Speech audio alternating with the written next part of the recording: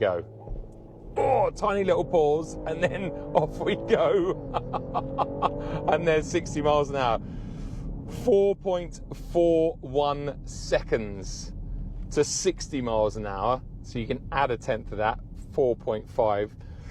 It's 3/10 quicker than BMW claim, which is no surprise. And I think that is definitely quick enough for your X5 hybrid.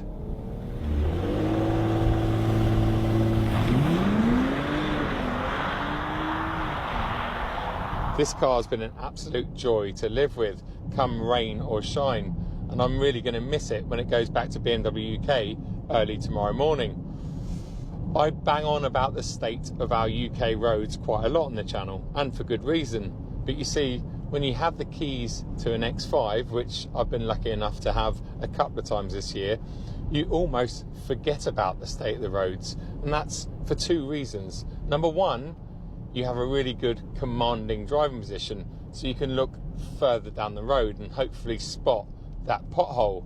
Number two, because we're on massive 21-inch wheels with really wide rubber, and they seem to glide over the majority of potholes and not fall into them like they would in a normal car.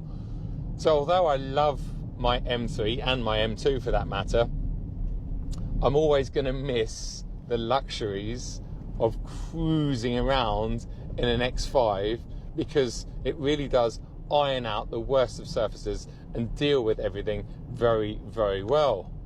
Let's talk about this car's hybrid running gear. We'll start by putting it in electric only.